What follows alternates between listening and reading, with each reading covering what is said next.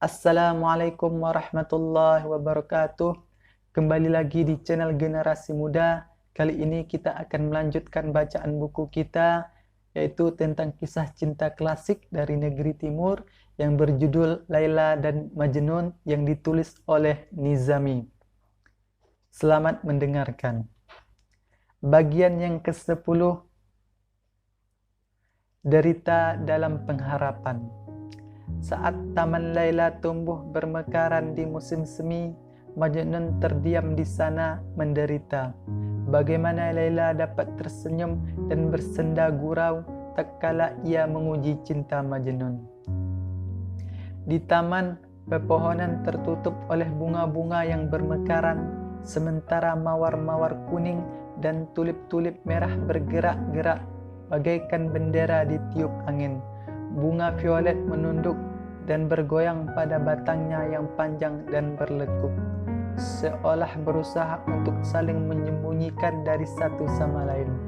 Mawar bersemak menunjukkan duri-durinya ke angkasa, bersiap untuk perang. Sementara bunga lilin air sedang beristirahat dari segala keributan, menjatuhkan tamengnya pada daunan untuk sejernih kristal. Bunga haid membuka matanya, sementara semak belukar menyisir helaian daunannya. Bunga-bunga yang bermekaran pada pohon delima merindukan buah mereka sendiri, sementara bunga bakung memandang dengan tergesa-gesa, seperti seseorang pecinta yang terbangun dari mimpi buruknya. Pohon judas berdiri dengan gagah dan bangga. Nadi-nadi mereka penuh dengan getah yang mengental karena sinar matahari. Mawar liar menyirami daun-daunannya di air mancur, sementara bunga iris menaikkan tompaknya dengan penuh percaya diri. Dan pada cabang pohon teratas, di atas burung kutut, duduklah burung bulbul bersenandung lagu cinta. Laila datang ke taman itu bersama teman-temannya untuk menikmati nyanyian burung-burung dan juga untuk bermain di antara bunga-bunga. Bagaikan gadis-gadis cantik yang menikmati keindahan Taman Firdaus, apakah memang keinginannya untuk beristirahat sejenak pada bayangan mawar merah serta permainannya dengan teman-temannya usai? Apakah memang keinginannya untuk membuat rerumputan menjadi semakin gelap karena tertutup bayangannya? Ataukah ia hanya ingin menikmati waktu dengan ditemani oleh bunga-bunga bakung dan tulip? Atau apakah ia sedang sebagai ratu yang hadir untuk memberikan penghargaan bagi kerajaan dari taman yang luar biasa indah ini? Tidak, itu tidak menginginkan semua ini. Ia tidak menginginkannya. Ia hanya ingin setelah permainan usai untuk duduk dan berkeluh kesah seperti mereka-mereka yang hatinya terluka oleh cinta.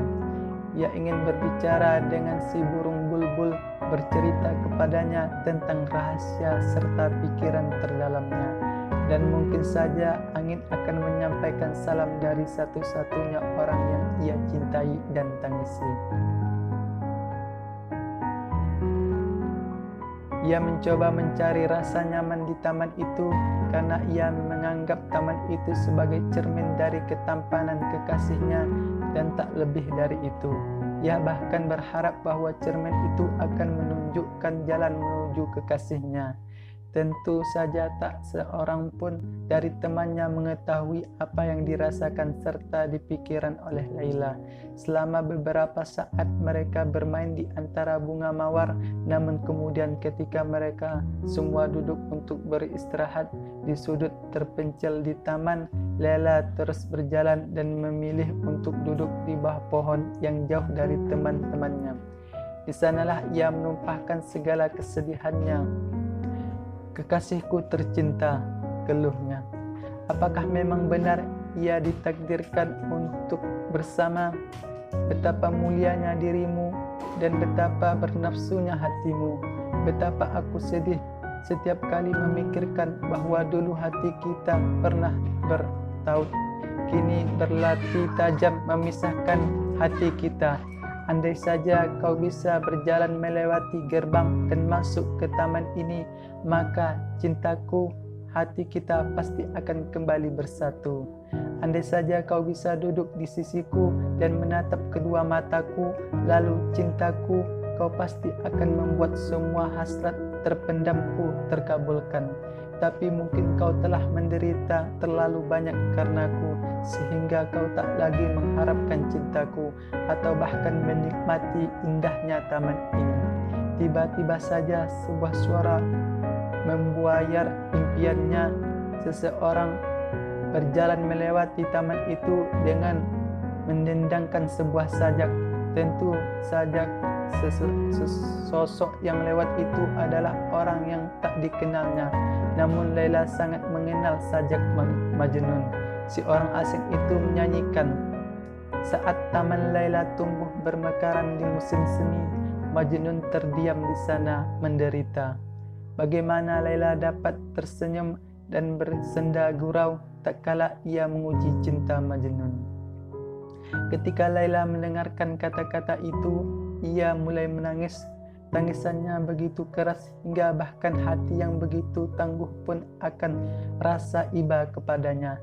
Laila tak tahu bahwa ia sedang diperhatikan oleh salah seorang temannya yang menyadari ketiadaannya. Ia mengikuti Laila lalu bersembunyi di balik semak-semak bunga mawar yang melihat semuanya. Permohonan Laila yang berapi-api, keterkejutannya mendengar sajak yang dinyanyikan oleh si orang asing serta tangisannya. Di siang harinya, sang teman menemui ibu Laila dan menceritakan apa yang telah dilihatnya. Ibu Laila mulai menangis karena tak tahan dengan penderitaan putrinya.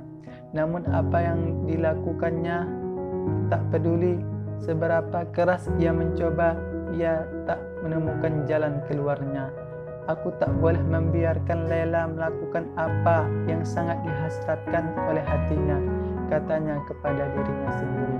Karena Majnun benar-benar gila dan tak boleh didekati. Jika Laila menemui bocah itu, maka ia juga akan menjadi gila. Namun jika aku tetap bersabar dengan keadaan ini, maka perpisahannya dan dengan bocah itu akan menghancurkannya. Dan apakah yang menghancurkan Laila pasti akan menghancurkan aku juga. Juga begitulah kesedihan Laila menjadi beban ibunya. Meskipun Laila tak menyadarinya, Laila tetap bungkam. Begitu pula ibunya. Bersambung. Nanti kita akan lanjut di episode berikutnya.